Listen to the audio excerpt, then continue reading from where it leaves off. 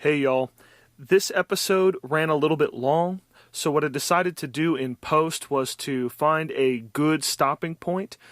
So this is actually going to be episode 1 of a 2-part series on a poem called If by Rudyard Kipling. Hope you enjoy. Howdy, and welcome to the Preaching Poetry Podcast. The Preaching Poetry Podcast uses poetry to inspire conversation and to rediscover the world. Let's get to it. Howdy, welcome back. It is good to be with you today. Today we are going to go over one of my favorite poems and probably one of your favorite poems too. If you are an English speaker, this poem is very famous, probably one of the most well-loved poems in the last, 100 or so years. It's a poem called If by Rudyard Kipling. If you can keep your head when all about you are losing theirs and blaming it on you, if you can trust yourself when all men doubt you, but make allowance for their doubting too, if you can wait and not be tired by waiting, or being lied about, don't deal in lies, or being hated, don't give way to hating, and yet don't look too good nor talk too wise. If you can dream and not make dreams your master, if you can think and not make thoughts your aim, if you can meet with triumph and disaster and treat those two impostors just the same, if you can bear to hear the truth you've spoken twisted by knaves to make a trap for fools, or watch the things you gave your life to broken and stoop and build them up with worn-out tools. If you can make one heap of all your winnings and risk it on one turn of pitch and toss and lose, and start again at your beginnings and never breathe a word about your loss. If you can force your heart and nerve and sinew to serve your turn long after they are gone, and so hold on when there is nothing in you except the will which says to them, hold on. If you can talk with crowds and keep your virtue, or walk with kings nor lose the common touch. If neither fools nor loving friends can hurt you, if all men count with you, but none too much, if you can fill the unforgiving minute with 60 seconds worth of distance run, yours is the earth and everything that's in it. And, which is more, you'll be a man, my son. Now, before we dive in, I just want to go ahead and say something, that this poem has been done to death. We get it. This poem is one of the more popular poems in the English-speaking language. It is probably the most popular British authored poem of all time. It has been used to motivate. It has been used to inspire. People will even use it as sort of a moral compass, a touchstone to this sort of masculine identity. And because it's so associated with masculinity, I feel like we have to ask a question. Because if you pay attention to the culture around us, the world around us in which we live, you've heard of this phrase called toxic masculinity. Okay, so I was thinking about this as I'm looking at, this poem has been held up as a masculine poem, a poem that many men will aspire to. And so I thought to myself, well, how does this poem relate to that discussion of toxic masculinity? And so I went to Reddit, and I don't recommend you spend a lot of time on there, but in one Reddit thread, one poster said this when asked, what do you think about If by Rudyard Kipling? This person said, hate it. Being a man is not supposed to be tied to what you do and how you express yourself. It's who you are. What if the man in question did nothing mentioned in the poem? Would that make him a woman? A lowercase man as opposed to a real man trademark? That just exudes toxic masculinity and lays the groundworks for bullying non-conforming men. Now, whether you agree with that idea or not, And whether you may not even think that toxic masculinity is a thing. You might get mad when people say that phrase. You may be like, yes, it is a thing, and this poem is it. No matter what you think right now, I want us to not dodge the issue here. We have to address it. Now, I'm not going to answer that question for you, because this is a poem where this is a poem that, honestly, I don't see that it requires a toxic reading. You may disagree, and if you do, that is 100% your right. You can have that perspective.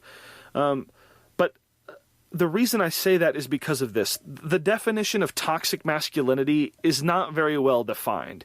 People don't really agree on what it means, and people don't always agree with how to classify things as toxic or not. It's kind of got that really old, famous, pornography definition. I'll know it when I see it.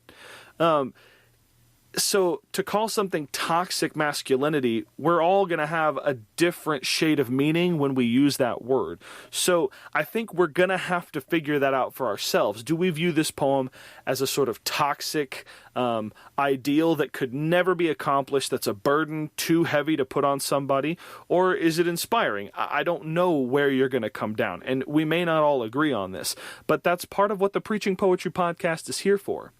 It's about us having a conversation about helping us to see the world in ways that we may not have always seen it, and thus to grow. So this is an opportunity here for us to grow. So I'm begging you, please be patient with me.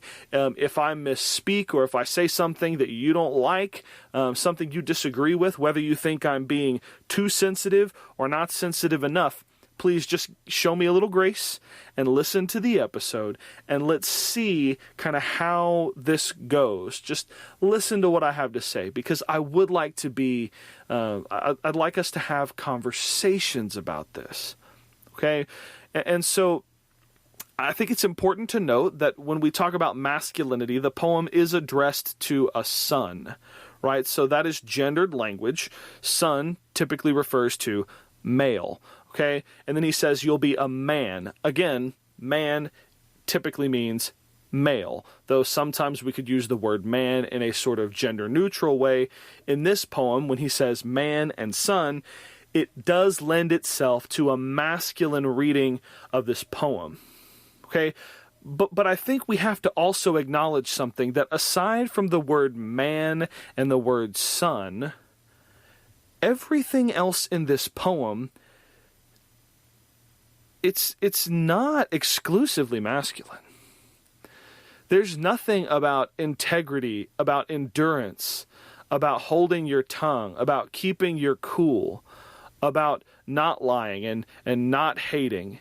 Okay, those are things that every human being should aspire to. There are sort of morals and virtues in here that are not masculine or feminine.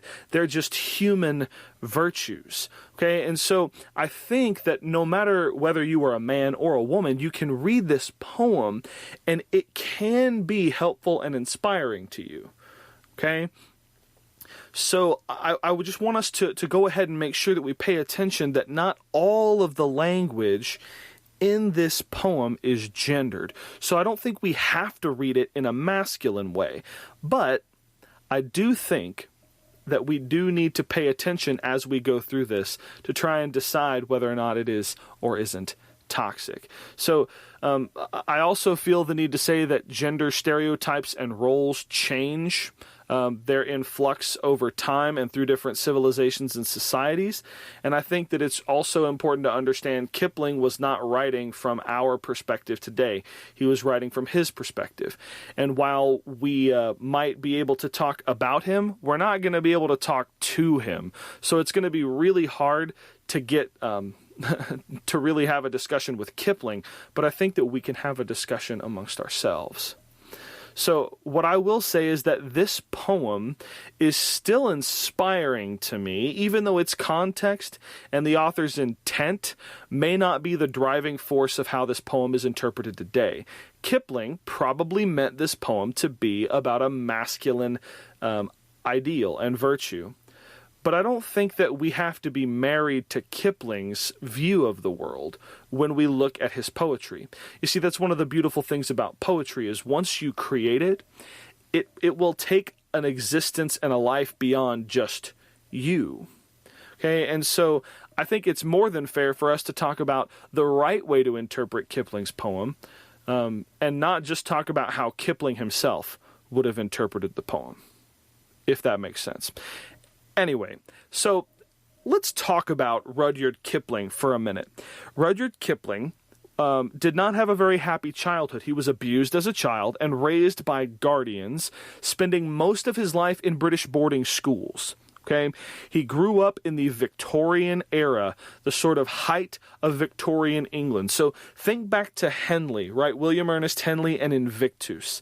Think back to that sort of, that grit, that stiff upper lip. Kipling was steeped in that stuff. Okay, grew up in that stuff, and obviously did not necessarily get the best of it. Being abused and bullied as a kid, well, that's obviously not something we would say is a good thing. So I don't think that we want to look at Kipling and say he was this sort of abusive, horrible person. No, in some ways, he was the victim of abuse himself. In any case, Kipling grew up in these schools, but his family was prominent British citizens in the colonial administration of India. Okay, and so Kipling grew up sort of in the this powerful, rising colonial domination by the British of the world, and he didn't just spend all of his time in England. He did spend time abroad, and he was a champion of British colonialism. He thought it was the best, okay? Now, obviously, today is different.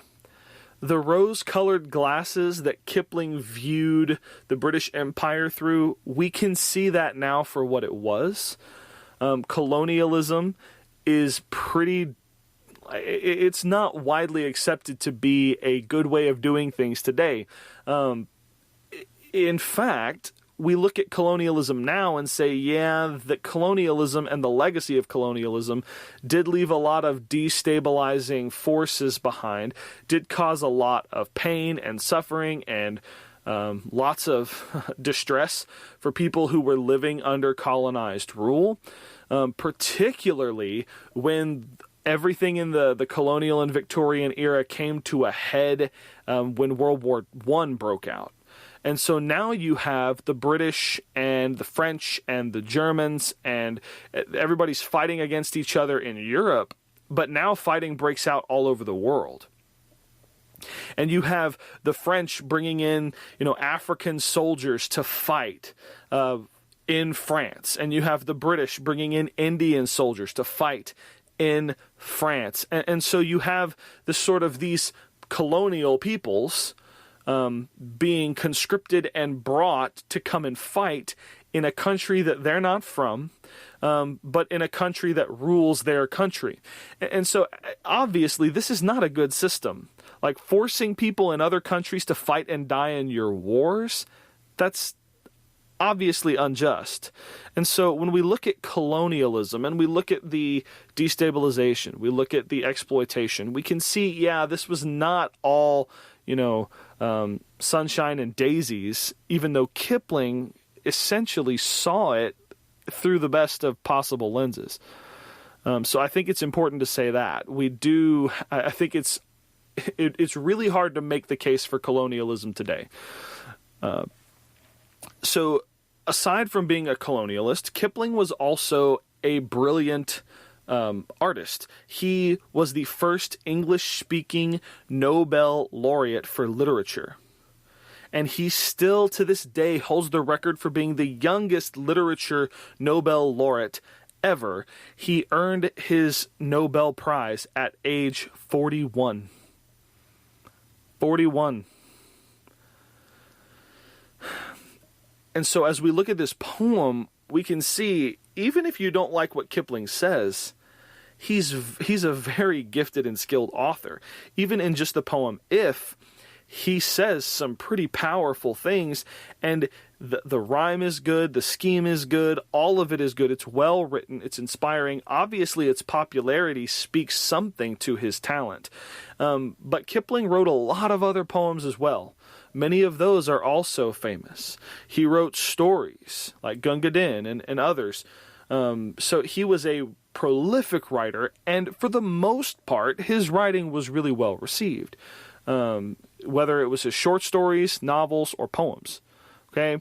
And so in the poem If, he addresses the poem to my son, his son. And in real life, Kipling did have a son. His daughter, Charlotte, I believe, died at a very young age, but his son grew up to be a man, and Kipling encouraged his son to sort of uphold those Victorian masculine ideals and virtues. And so when World War I broke out, Rudyard Kipling's son, John Kipling, really wanted to join the fighting. He wanted to join the Navy. And so he goes and he applies to join the Navy, and he's all hoorah and fired up and ready to go, and they reject him. Yeah, they wouldn't let him in. So he goes to the Army. Same thing. They reject him. They don't let him in. There's no branch of the military left. Like, there's no Air Force at this time. There's no anything else. So Kipling, he's out of luck. John Kipling is. You see, John Kipling had eyesight problems. He did not have very good vision. Rudyard Kipling, if you look at pictures of him, very famously wore glasses. So it's pretty easy to assume that his son John also needed glasses to help him see. So it's not too hard to imagine why they wouldn't let him into the military. If you're not able to see very well, you're at a significant disadvantage. And so it may be very difficult for you to have the sort of chance of surviving and following orders and doing everything you need to do if you can't see what you're doing very well. But John Kipling wasn't completely out of luck. You see, being the son of a famous, award-winning, well-connected patriot comes with perks. And so John Kipling's father, Rudyard Kipling, author of our poem, pulls a few strings. You see, Rudyard Kipling just happens to be really good friends with a former commander-in-chief of the British Army. And this guy is now the commanding colonel of the Irish Guards, an active-duty military unit. And so Kipling pulls a few strings, has a few conversations, and gets his son accepted into the Irish Guards despite his poor eyesight. And so as the war begins to take shape, and these units begin to get sent to assist the British Expeditionary Forces and whatnot, John Kipling is deployed to Flanders, where most of the British military was fighting.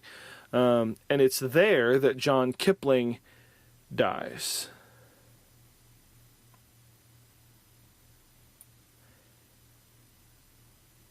And Rudyard Kipling, regarding his son's death, he didn't say a lot about it publicly. But he did write another poem. He was commissioned to write this poem called Epitaphs of the War. And in that poem, Rudyard Kipling writes this: "If any question why we died, tell them because our fathers lied." That's spooky.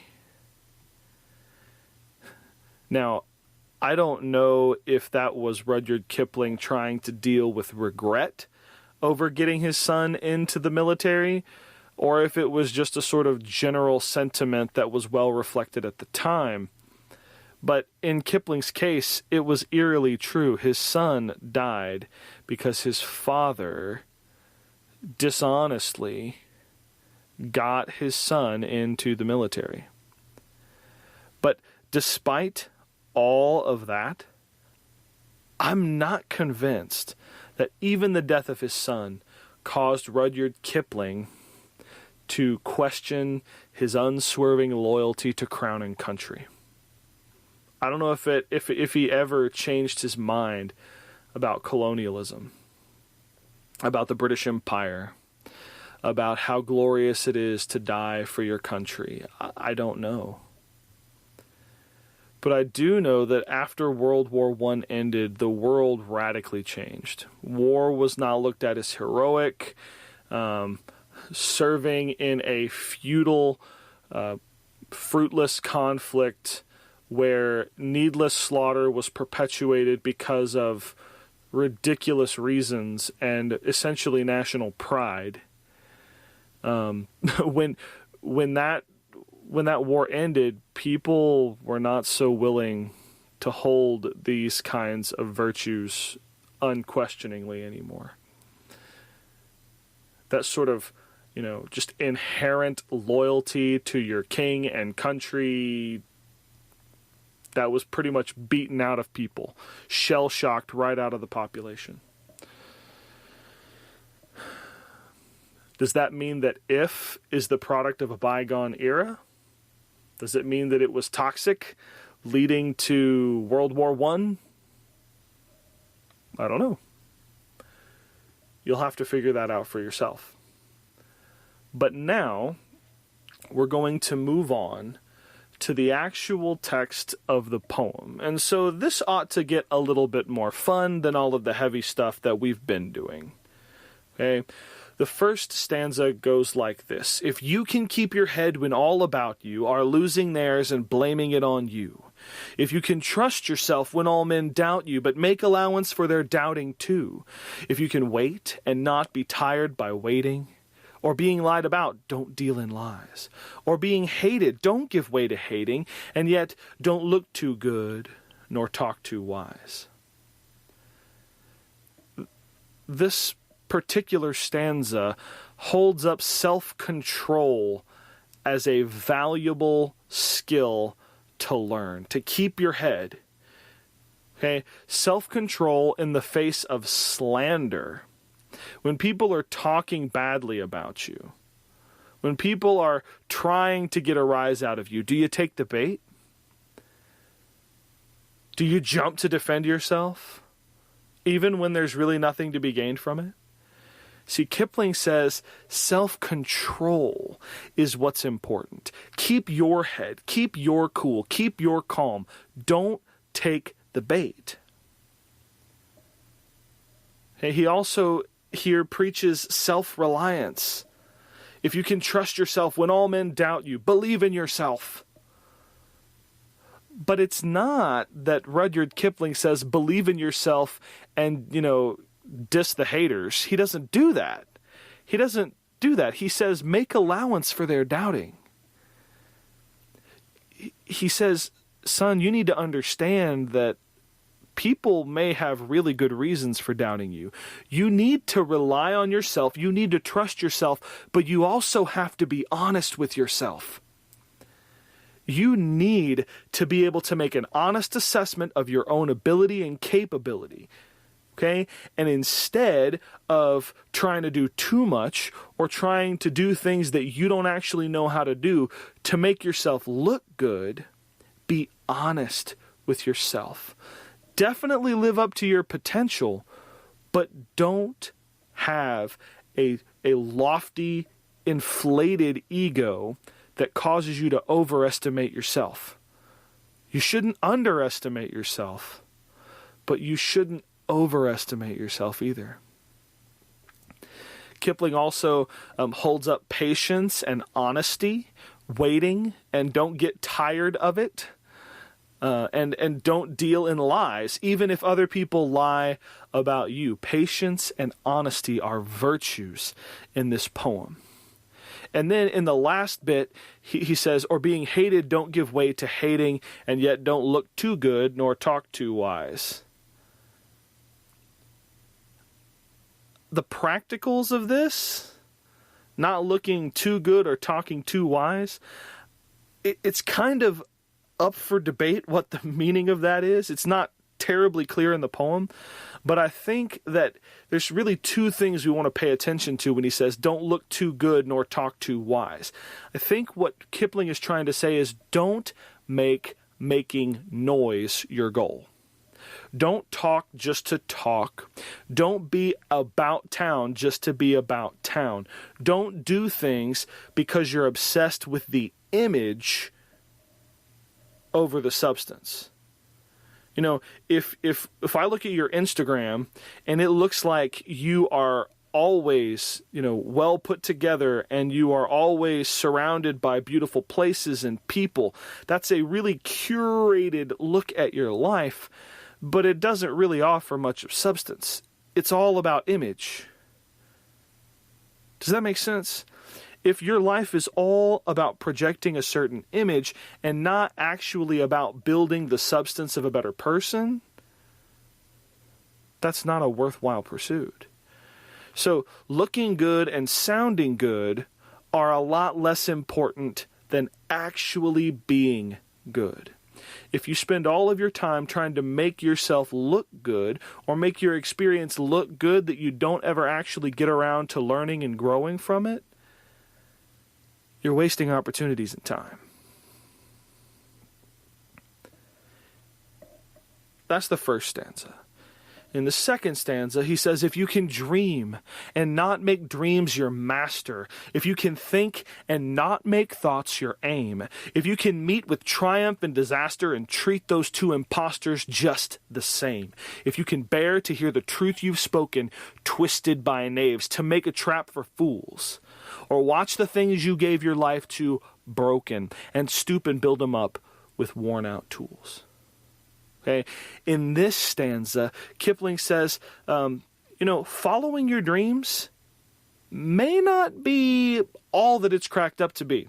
You see, following our dreams, actualizing our dreams, accomplishing our goals, those are things that our society says that is the key to self-actualization and happiness. You need to have a dream, you need to go for it, and once you achieve it, you will be happy, you will be whole, you will be a complete person. But Kipling says, is that really the truth of things? Do you be who you want to be? You control your identity. You control your destiny. But how often do we become a slave to those very creations that we put up?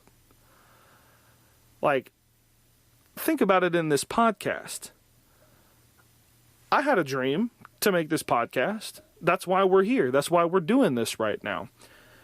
But if I let this podcast take over my life, if suddenly it's about getting the subscribers and getting the likes and getting the social media following and getting the, fame, glory, book deal, whatever it is, all that kind of stuff, if that's what it becomes about,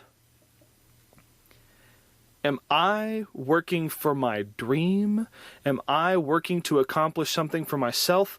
Or have I become a slave to my vision? Would I enjoy this podcast if I spent all of that time trying to become a perfectionist about it? If I let this podcast become the end-all, be-all of everything, I make everything else second to it. My job, my marriage, my bills. Who's going to be the master here? And I think Kipling says, dream. Have goals, but don't let those goals control you. Have an idea about who you want to be and chase it, but don't let that vision in your head that isn't reality enslave you. Don't let it control you to the point where you are not in control of the vision anymore, and the vision is now in control of you. Okay, and he says, if you can think and not make thoughts your aim. Kipling says, be a thinker, be a thoughtful person, be reflective, but not in an ivory tower sort of way. Don't simply think in order to think. Don't try to go deep just to go deep. He said, that's not productive. Thinking is good. Learning how to think critically, all of those are really important things. But I think Kipling would tell us, if you spend all of your time prepping for a debate or a mock debate or getting into it on the internet with people, just about thinking and sort of that sort of cerebral thing, you may not ever actually accomplish much. So be a thinker, but your thoughts should be a servant of you, not you a servant to your thoughts. He says, if you can meet with triumph and disaster. And if you read the poem, those two words are capitalized. Capital T, triumph, capital D, disaster. He says, treat those two imposters the same. You see, Kipling says, son, you need to be sure of yourself and your purpose. Okay? Triumph and disaster are two things that could break you. But do not let triumph or disaster fundamentally change who you are. If you are successful, don't let that success become the defining character of you. And if you fail, don't let failure become your defining thing. Both of those things are imposters. You are who you are. You are not triumph. You are not disaster. And you need to learn how to deal with both of those as they come. Because every single one of us, we are ourselves. On our best day, that version of you is an imposter. That version of you is not weak. That version of you never gets upset. That version of you never gets stressed out, never cries in a corner. That version of you never stress eats a pizza. Okay? But then there's disaster you. There's you at your worst. Okay? There's you getting drunk on a Sunday night. There's you cussing out your coworkers and friends and family. There's you getting into road rage. There's you doing whatever. That's not you either. We cannot define ourselves by our best moments and our worst moments. Instead, we have to define ourselves. We may meet with triumph sometimes, and we may meet with disaster sometimes, but we are not triumph and we are not disaster. I love that line because both of those things are imposters. They're both a lie. You are not your best triumphs. You are not your worst disasters. You are you.